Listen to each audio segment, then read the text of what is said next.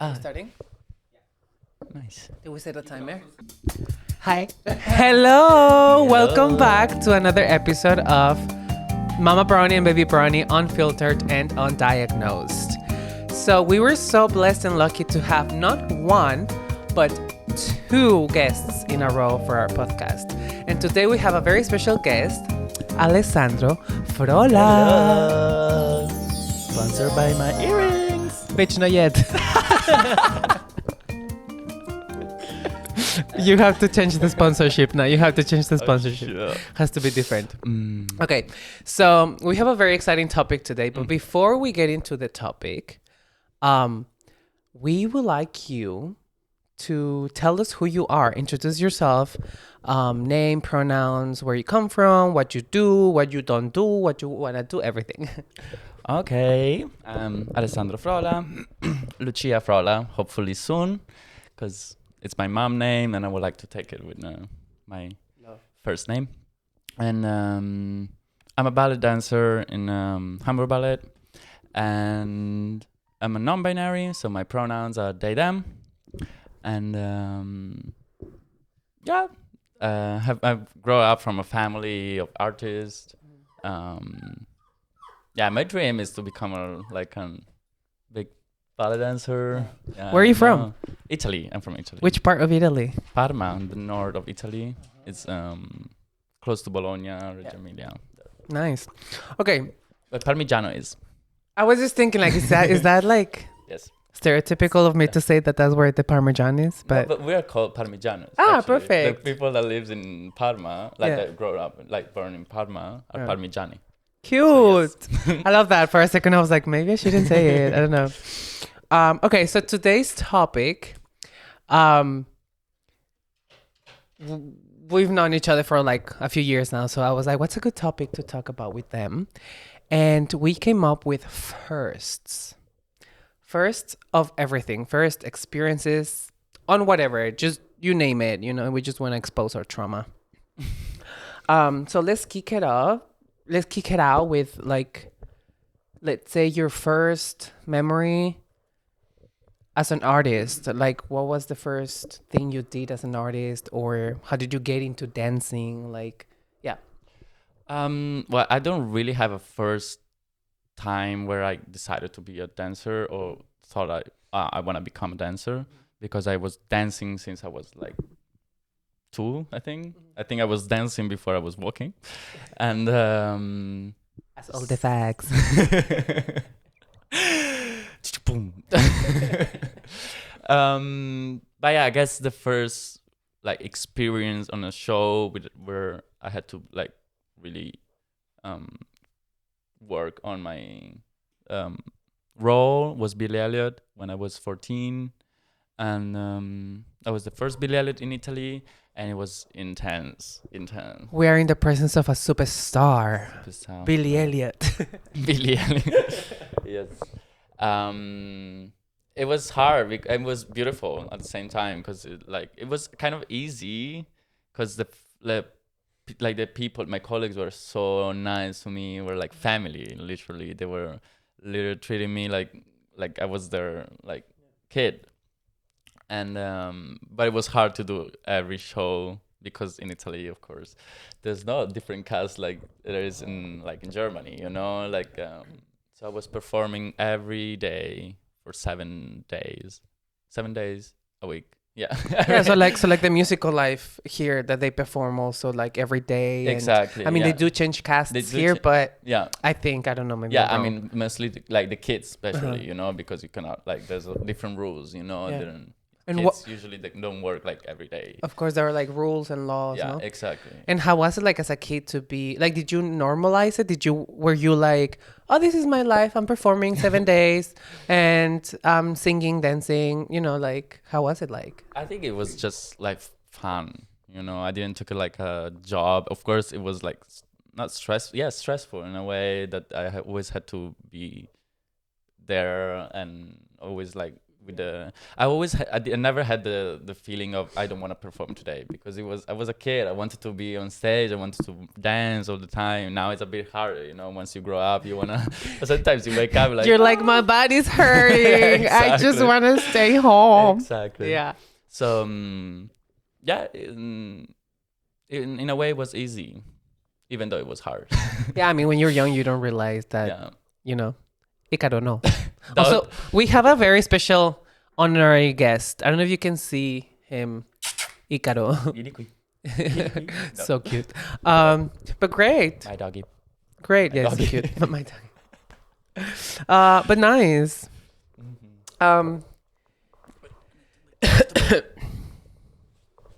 And did you meet anybody interesting out of that experience? Like, did you?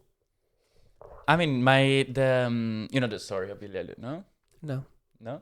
Yes, don't of know? course. So I tell you from beginning. No, as the like the best friend from Billy, which is the gay friend. I mean, it's not necessarily gay, but he dressed up like with the woman clothes. Are you outing him? No, I don't think it's. I don't know. I mean, in the movie, actually, I think it is. I don't know. I But think that's not the most like important thing. The most important thing is that he dresses whatever he wants. No? And he was very interesting. He was dancing Michael Jackson also. Like, he was such a good dancer, and Michael Jackson, good actor, and so open, so free to talk, like so easily to talk. I'm like so bad at talking, and like I remember this interview where he was like talking and talking. Yes, I'm playing Michael and Villar, whatever, ta ta ta. And I was like, yeah, I'm Alessandro, and I'm Billy in Billy.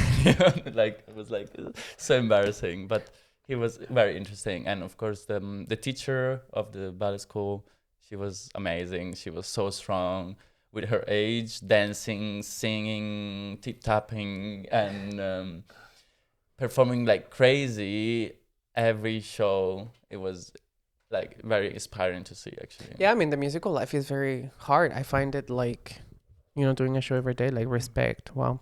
And then how did you transition to classical dance? I always wanted to do classical dancing. Like the Billy Elliot, like arriving like kind of from nowhere, you know. So you didn't do any training before? I mean, in my parents' school, we always do like theater class, Like acting, Abitua, like a... no, acting class. That's what I meant. So okay. acting class or singing classes. So I kind of had some classes Okay, cool. for that. But I love musical, always loved it. But I always wanted to be like a classical dancer. So after I finished Billy Elliot, I knew like I would have had to come back to class every day to classical. Good. And then you did the Prix de Lausanne in 2016, probably. 17? And that was your first time hearing about Hamburg, because then I guess you got the scholarship to come to Hamburg. Yeah. Was that like the first time you heard about the school? Did you know about the school? I mean, I knew it because my brother also came before. Right. Like, shout out to Gabriel. Yes. I don't know when exactly, but he came, and I actually came to Hamburg too to visit him, but I didn't know much. You know, I didn't know much of the repertoire or of the city, and so yes. Once I came here, I discovered everything, and I found out. What do you mean by everything? I mean the magic of the company, I have to say, and the magic of living alone. The magic is not necessarily like a positive. Yeah, I mean, the magic in like, what was your first impression of the city? Also, like everything, like first time living alone. I feel like as ballet dancers, we are not forced, but it's so natural that we leave our homes very young, and so we experience many firsts abroad, outside of our countries. So what was it for you? I mean, it's the same kind of a Billy, you know. I was young, and I didn't really care if there was sun in the sky, if the city was nice. I had my friends, I had my fun, you know, and my first, everything. So which like always pushed me to go on, you know, and never care about if it was raining so much. Yeah. Like now, I don't care. Yeah, no, for me it was the same because when I came, it was like I was in LA before, but it was I was in a boarding school, so of course I still had like a parental guidance. Mhm. And so when I came here, everything was like so new. Everything was like, I just want to, I think I remember I was out every weekend. It was my first time drinking, trying. So what did you start also like drinking then? You No, don't drink alcohol? No, I mean, I drink alcohol, but I was in Mexico before coming here. And there I was drinking, girl. And I was like, you were there when you were like 12. No. And you were drinking? No, I was. But then it's Mexico. So Yeah. I'm like, So you understand. Yeah, I do understand. Like, how come you didn't drink before? Because this is the thing. I come from a very religious, traditional family. So for them, and it's also cultural, I guess, alcohol and like smoking and all those things are viewed very tabooish and they're not well seen. And if you grab a beer or a glass of wine, you immediately like, you're going to hell. Like you are going to the devil's home. So my parents growing up, they never exposed us to any of these substances. Like we never had a drink. My mom would be like, how dare you? Don't say that. Like she was like, don't be saying those things, But then in Europe, it's very common to have a glass of wine for dinner. Or I've seen even families that they give the alcohol to the children. Yeah, that's what I wanted to say. Actually, my grandma used to give me like a glass of. It's normal. It's normal. It's part of the culture, I guess. But that's why that's why I never drank anything. I never tasted anything. So when I came to Germany, it was my first of everything. Literally, losing my virginity, drinking alcohol, trying. Going out. Like going out also was such a thing in Mexico. Like my mom is like, no, those are things, because it's very like things of the devil. Like my family was very religious oriented. So all these things are like easy passes to hell. So that's why I never tried any of those things until I came to Germany. But now that you go to Mexico, but no, really. I mean, the thing is like, they have this idea like the perfect person is like not drinking, blah blah blah, and my family still doesn't drink or anything. But of course my sisters and I also are kind of like, but it's not hurting and we have like a glass, and it's normal. It's anything can kill you. Coca-Cola can kill you, coffee can kill you, sugar, anything in excess can kill you. So it's so normal. Like when I go back, I don't really drink alcohol now. Like I'm not a person that I don't drink at all. Like maybe I have like one glass of something. Didn't Pascal said you drank like 7 color rooms? But that's when I was when you came here. When I was already like coming, but now I like know you're not drinking. I know you're bitch. Fish. Sorry. No, that was like 5-6 years ago when we would go out and drink like crazy. But now I don't have the need. I don't like it. So when I go to Mexico, I don't do it. And like my mom and my dad, like now they know that I drink sometimes, occasionally. But of course, when we go out for dinner, they're like, and if I order like a glass of something, like, Ricardo, like, they're like, no, ¿qué es eso? Like, what is that? Like, why are you?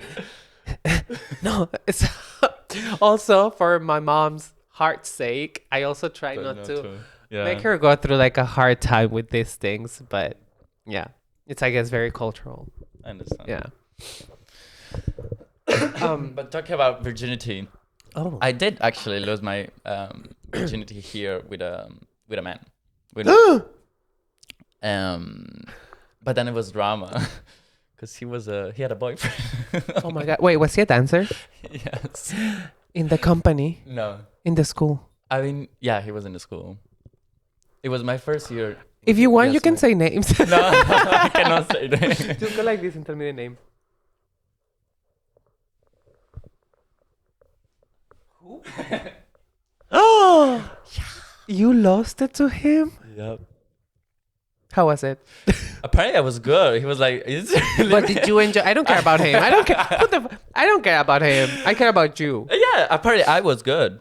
No, like, did you enjoy it? I did enjoy. You have I a did good enjoy time? it. I mean, Okay. he turned me to gay. He made me like, He you know, made- yeah. the vitamin D. Until the drama happened, then I was like living I like didn't know this. at that time. Yeah. That was a secret you kept very well. No, everyone Well, knew. I didn't know. Yeah, you're much older than me. That's why you. Girl. We're only like 4 years old. I don't know. We don't need to get into that. Okay, Yeah, and then actually, also like your sexuality. Did you always know? How was Yeah. what was your first awakening? yeah, I always knew. Like even with my parents' school, they had like musical. Oh my god, this a lot. They had a musical school, which they were like much older than us. Like they were, yeah, older. And I was like looking at that and was like, wow, this man is like. Whoa. So you always knew. I always You always knew, okay. but Okay. somehow I never had the chance Of course. to feel free to do Mhm. that, you know, to experience that. And here it was the first time. So I always knew, and I never tried to hide it. It's just I never had the chance to, yeah, to experience it or to feel free. Yeah. Because is your family open with your sexuality and gender expression? Absolutely. Yeah. They're all Love very- that. yeah. Nice. I wish there were more. I wish there were more drama, but not drama at all. We love drama. Yeah, we love drama. Okay, so then going back, because I wanted to like ask about the awakening, but then going back to your first time losing your virginity, was it something that were you nervous? Were you excited? Were you scared? Like, what was going on through your head? I was very excited and not scared, but yeah, nervous. I mean, I was like excited to experience that, to feel how, like, to know how it feels. Mm-hmm. You know, I remember I was like looking by the window when he was coming. I was like, oh, when is he coming? When is he coming? You know, so. And then after, I felt like it was beautiful after, you know. I felt like, this is me, you know. And Yeah. This is me. I like to take it from the back. This is me. Let me keep taking it. Cheating on the boyfriend. Oh, no. Not like this. I'm not like Never. I swear that was the only time.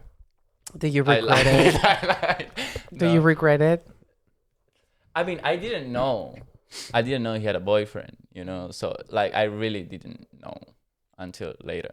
I mean, Okay. I knew they were together, but he told me they broke up, you know. But also, I feel like he had a reputation of being a little bit of, I don't want to say like a liar, but like kind of like manipulate things yeah, into kind. his benefit. Yeah. Or like kind of, because I had an experience with him as well, Oh, really? but not like Not you that- imagine, Okay. in another context. Mm.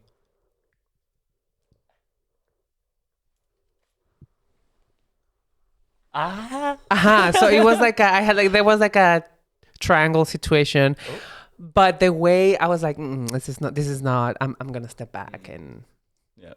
you guys do your thing because this is not okay. But so yeah, I didn't know. Wow. Okay. And then after that, was it like a continuous thing, or were you more like, I wanna have more experiences? Yeah, I want to have more experiences for sure, but I don't remember if I had more with him actually. I did, yeah, but yeah, then after it was like more. You got bored. No, I didn't get bored. It was like actually like it was kind of more easy. You know, She needed no lube. We love. I had this itchy. Yeah, but get used to it. And then how did you also explore your gender identity? Somehow I also days I always knew. I'm not always knew, but I always felt it that I wasn't a man, you know. So like because even for me, like being non-binary also, to me it's like also like a political thing. It's like going against the system kind of thing, but it's also because I don't identify with that. And we know that in our community our stories are not the same, like we don't have the same journeys. So like I want to know for you exactly like when was this if you say that you always had this knowledge, but what was that first glance of being like, maybe I can identify like this, or maybe I can go this route, or maybe I can explore or play with this. Also, what were your first things that, like for me, was fashion and kind of experimenting with the just fashion in general. So like for you, what were your first tools, let's say? Also, I mean, also fashion, I have to say, because I always liked clothes and woman clothes in society. And I mean, pieces of fabric. yeah, exactly, so I was like always saying, I'm a man, and any man can wear anything he wants, no? So that was kind of the first way of feeling myself, like the first step. But I didn't know I could have actually expressed myself as a non-binary after I talked with you or Marcy, David, and since then I was like, oh, okay, I can actually like say I like this is me, there's like a way out, for this, like, Liberation. yeah. And I don't do it. I sorry, it's very heavy. I do the same. I do the It's same. heavy. And I don't care about society. I don't want to go against society. Honestly, I do it for myself. Like, call me man. I don't care. Period. Yeah. I know who I am. I came to that point also. Yeah. Mhm. And then Yeah. I try my best to help on with being myself. I think already helps. Like, yeah. Yeah, because at the end of the day, representation matters, which is the point that I want to get to. But let's hold that thought, because I think it's now time for our sponsor. We're going to go on a little break, and then we will see you right back. I know I'm in love with this machine too. Couldn't wait. Basky! The sponsor of the week and this follow you and then sponsor. Okay.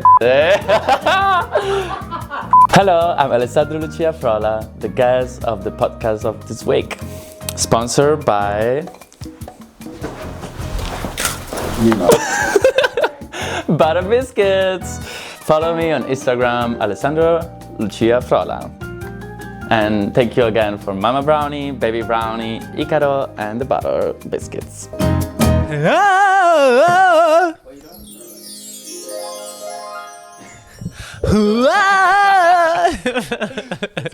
All right, thank you so much to our sponsor of this week's episode. Yes. Can I say it? No. Okay. I mean, yes, sure.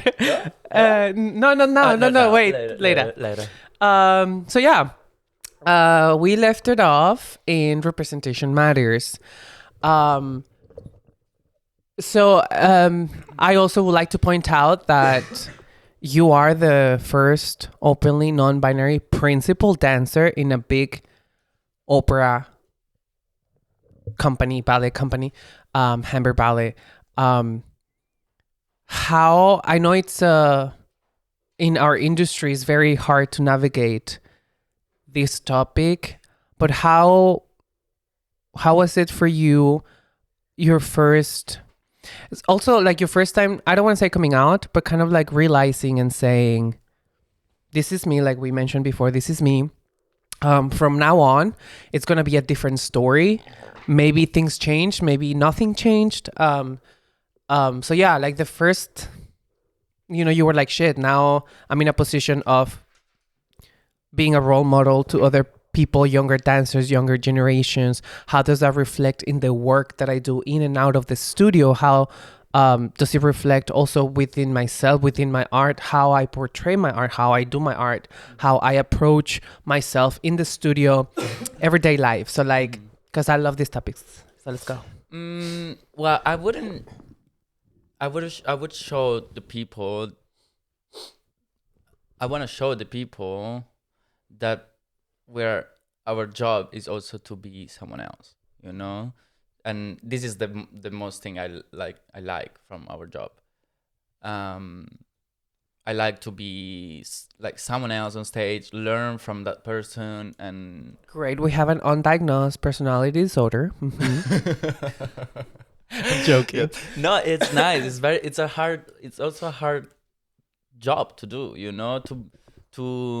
and it's also nice you learn from it, Yeah. in your personal life, and it's interesting because you can feel what you usually don't feel because you're not that person, and you feel something new, you can, like, for example, the desire of like having, um um having a time in like, how do you say this? Um In Italiano? il rapporto, The repertoire? no. Can we cut this? No, it's okay. Uh, Minimum effort. well, the desire to have sex with a woman, and Okay. So like you were talking about a specific role. yeah, exactly. Okay. And you can feel that if you really are into, like, you're that person in that moment on stage. You can really desire to.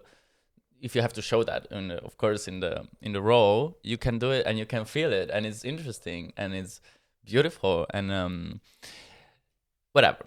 So I like to be someone else on stage, but I also like, I've been myself also a lot of times, and it was also beautiful and interesting. Like, for example, Pak doesn't have a identity. It's very like, it's a creature.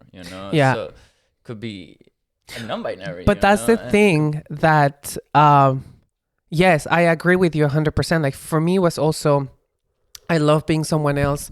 Ícaro, ven acá. For me was also being someone else on stage, representing other people, giving different energies. That's our job. Yeah, And telling being a an artist, story. telling Yeah, a story, yeah. that's, I love it. And I relate with that 100% and I agree. But for me, it was also that my experience, of course, was a little bit different because you know how it ended up. But it was also, oh, sorry. It was also that at some point, it felt that I was just the role.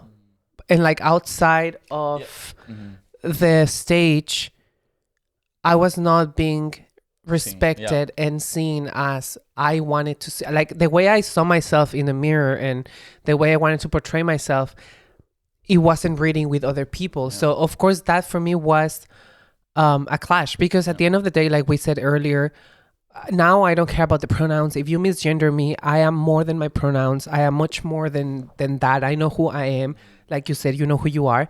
But it came to the point where I was just so tired and drained to have this, and people constantly say, oh, but this character can be non-binary because why not? Yes, but now you're saying it because maybe you just want to, okay, shut up, Ricky, like whatever. Or you're saying it just because you know that maybe you don't want to get canceled, or because in reality, is it true that these characters like Puck? I mean, I also don't care because like it's my way Interpretation. of Yeah, interpretation, So I decided it doesn't have an identity. Maybe for someone does, but that's also normal, You also see a pain differently than I do, And my way was, my interpretation was like, I'm a creature. I don't have any pronouns. I don't have any identity. I'm a creature, and I just like see and explore and No, and that's beautiful. Like I agree. It's, but I also wanted to get where you what you said, that is the worst, like the negative part is the people in the studio, because the role is a thing, but then in the studio you're not a role. I'm not a role. Yeah. Thank you. And I want to get there, and that's, I don't think it's our art is just people, and the respect that some people doesn't have, and which is true. Some, like, even if I said I don't, I do it for, I like, it's for myself. Sometimes, like, I do get like, you could like try a little It bit. fuels, exactly. You can not even try, but just no. The way that I always saw it, it was like, you're telling me your name is Alessandro. And why would I come and be like, oh, hi, Roberto. And you'd be like, what the heck? Yeah, I told you my name is Alessandro. Yeah.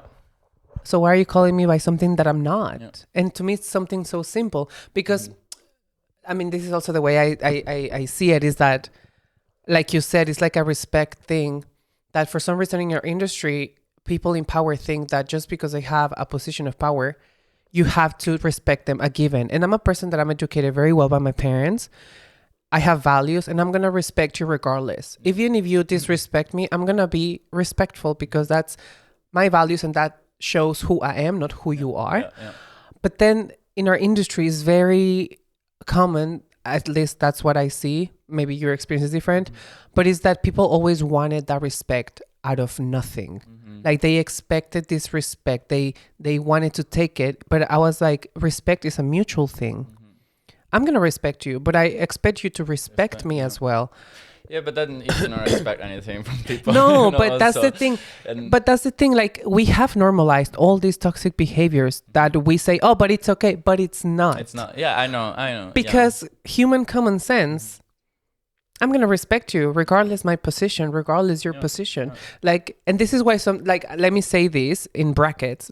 This is why I admire you so much, not only as a dancer, but as a person, because you're someone that holds a position of high ranking representation in the ballet industry, and still you're very down to earth. You're very down to listen, to understand, and not listening to reply, which many people in our industry listen just to reply, but they don't really listen to understand.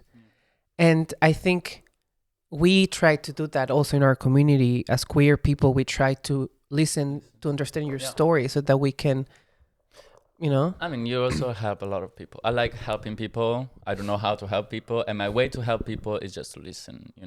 But that's beautiful, and not so many people can listen. Yeah, it's nice to listen. Just stay there and listen. Exactly, it's a beautiful song.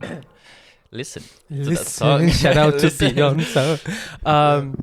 But yeah, so you understand a lot also by listening. Yeah, because I remember. You don't understand necessarily.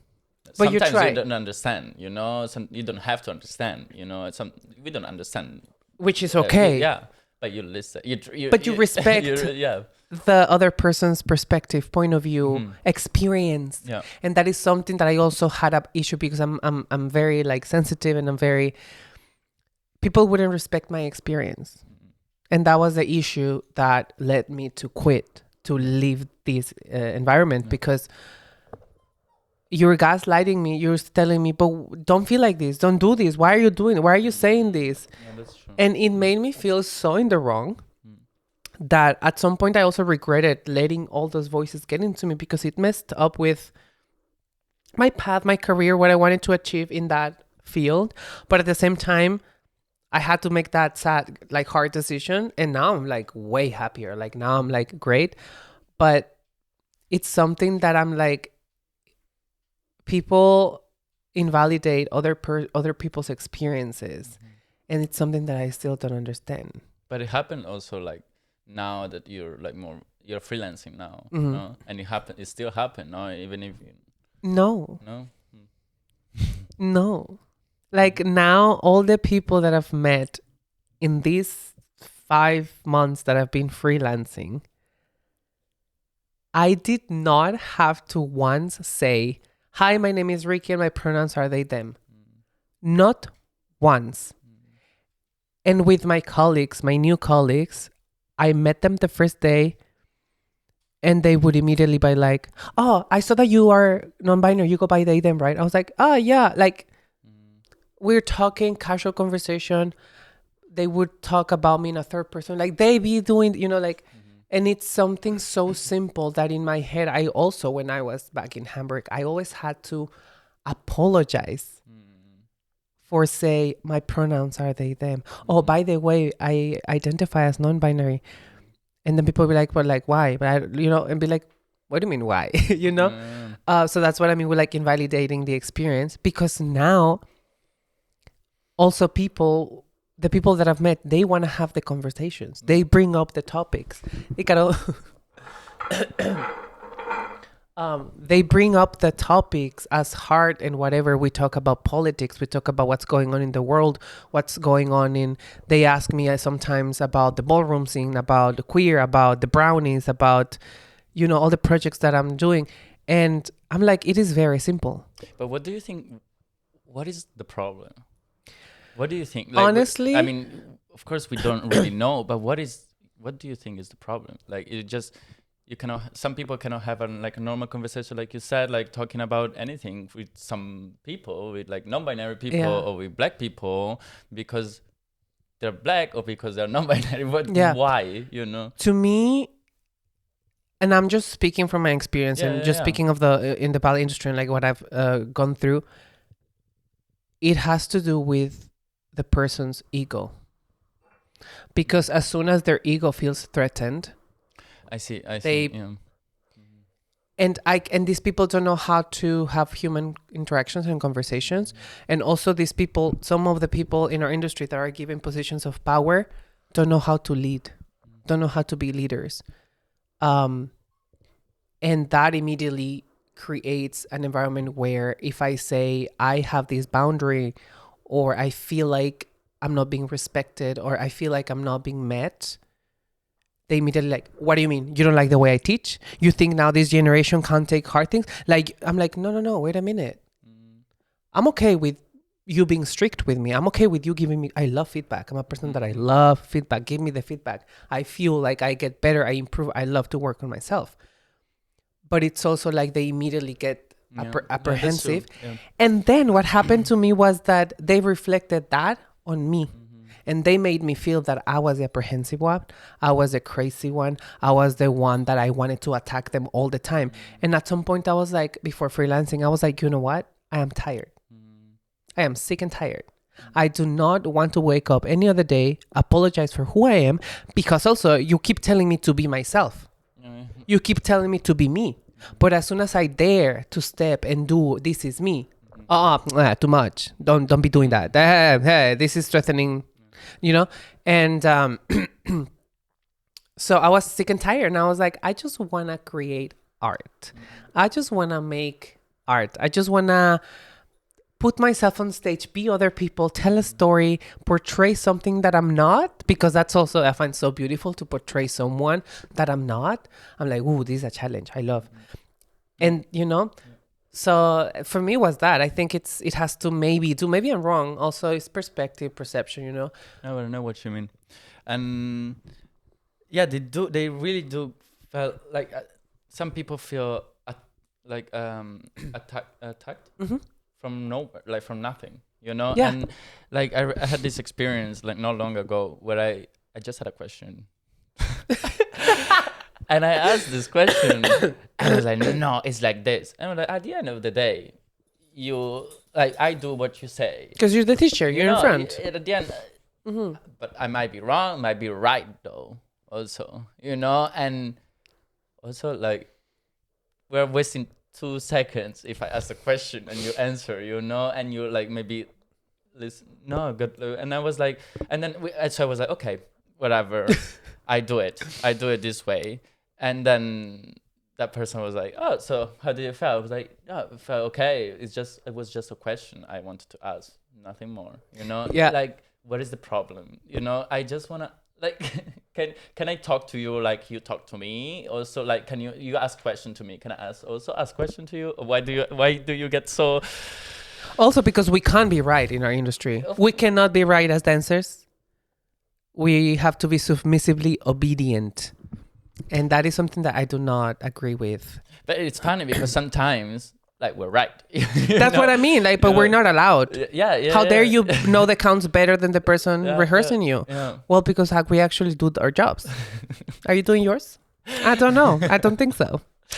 But now that we're unfiltered and undiagnosed, I mean, I can say whatever. I understand it's also a lot of stress, I just experienced like being kind of the leader of a group, and you have to, I have to say it's very hard, you have like, I had this 6 dancer in front of me and I had to be like very confident and I had to make sure they felt that I was sure of what I was doing, and it's hard. Of course, I'm not blaming them for having stress and for sometimes answering bad, sometimes I also do when I'm like stressed, but it's not an excuse, eh? No, but it happens too often. Yeah, but like you said, it's you were now in an opportunity to be in charge, to be the leader, to be guiding younger students, and I think it like we said before, it has to do also with being humble, because you can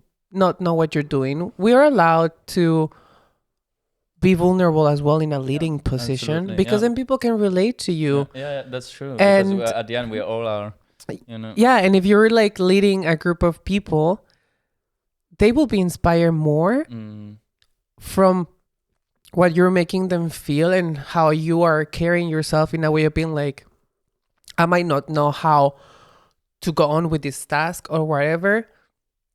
We can figure it out together. Rather being like, I'm an authority and I'm here to like be powerful and make you scared. And I'm not going to be inspired by that. You're not going to make me become a dancer or become like you. You're not inspiring me to, So, I mean, I don't know. I think it's, industry is it comes from a very old fashioned way of teaching, and we have to respect the history to change it, to evolve it. But it's many things I don't agree with. But I mean, we're talking about our industry, but I'm sure there's Everywhere. Also, everywhere, like a lot of industry like happen this way. There's always someone that tells you what to do. Yeah. It's just the way of doing it. Yeah, but funny enough, every time I talk to like non-dancers or like whatever, or like people that are dancers but not classical trained, they're like, is that legal? They're always like, what do you mean? Like, whoa. I'm like, and we normalized it so much that I was like, wait a minute, I don't think it's normal. But great, that was our deep conversation. But cute. I like. Are there any first experiences, things that you've done in the past that you regret or that you would change? No, I don't think so. I mean, there were bad ones, but at the end they make me grow. They make me be who I am. Like they were very bad. I got hurt from some things, but at the end I got stronger and I learned from it, and I took it more like as a lesson of life. Yeah, I mean, I always also say like never regret anything. Kind of like it's always a learning experience. You never lose. You always learn. Sometimes I think like, what if it wasn't that way? Sometimes I do think it this way. And like. But what if I wouldn't done that? Never know. But then if you wouldn't have done it, your life wouldn't be the way that it is now. Yeah, exactly. Period. Also, it's like, I don't find like a goal of thinking that, because anyway, it happened, so there's no other way to change that, it happened, it's in the past. There is no time machine then. Yeah. No, I love that. I will. Icaro likes the baby brownie taste. If it's good though, if it's good. I haven't had any wet experience like that. Stop it! Oh my god. Is there anything you want to add? Any firsts? Any? Because I want to play a game. But before we get into the game too. But before we get into the game, is there anything? A first something? A first funny thing? A first? Oh my gosh, we didn't really talk about partying. Partying? Yeah. Because you're not a party person anymore. No, I mean, I like partying still, I also think like sometimes, I mean, if you like partying, sometimes it's good to like go just get distracted, have fun. For sure. Some people doesn't really like having party, so which is okay. But I like it, you know. And sometimes like I don't go every weekend anymore. I used to go also like during the week, and that was bad, you know, going work in I the morning. remember. Yeah, yeah, you were Seeing you in I mean, yeah. we don't need to talk about our parties experiences together, No. but they made us closer. If you know what I mean. Yeah. Yes. I always forget about that. Yeah, no, I definitely remember. Okay. What do you want? Cute. So let's play the game. Yeah.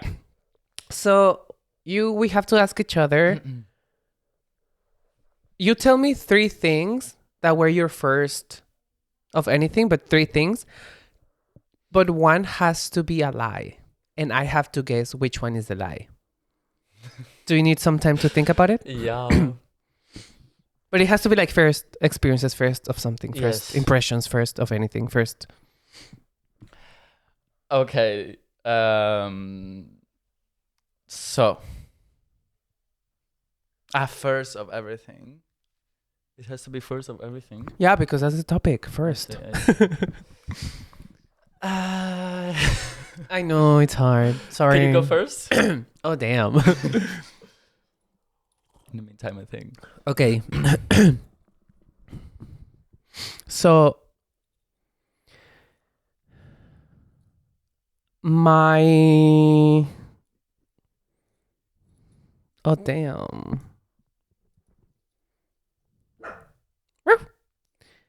Say it. You preach it. You preach it. My first okay, so 3 things. The first one. My first Icaro, I'm speaking. My first I think he's hearing the noise, no? Outside. Basta. My first time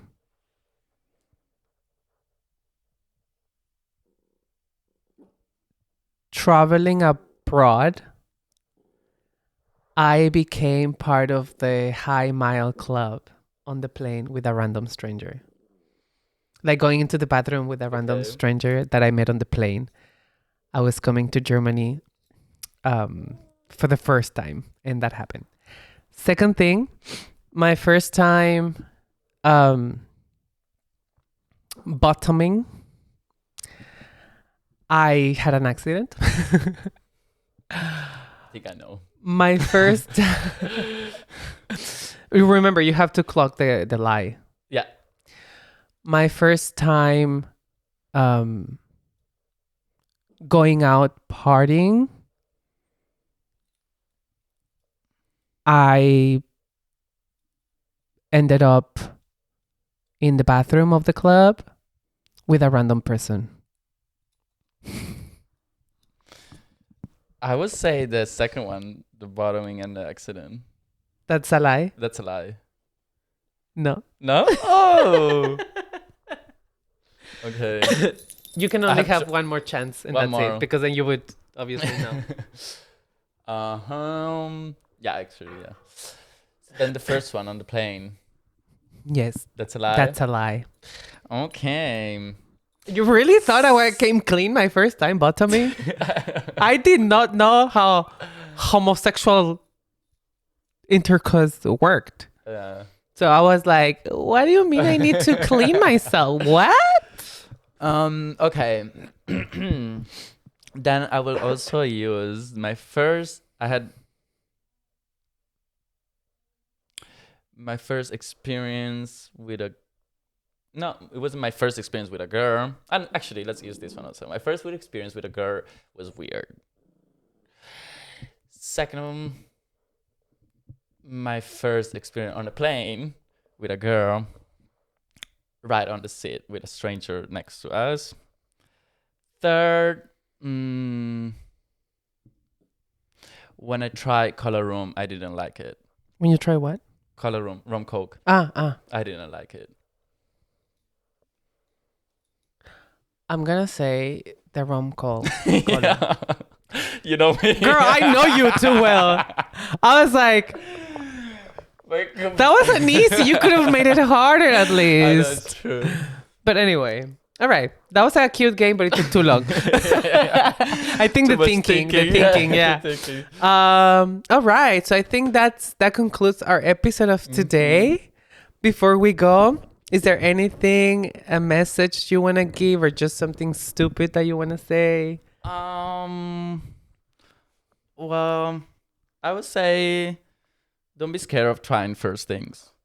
Because, Tap, tap, tap. Period. no. Because they might be like funny, they might be scary, they might be bad, they might be good. You know, they might be beautiful. So until you don't try, you'll never know. Careful what you what we're talking about, but you know, like try. Yeah. Okay, and with that, we leave you on that note. Thank you so much, Alessandro, for joining us today. We had a great time. It was my first podcast also.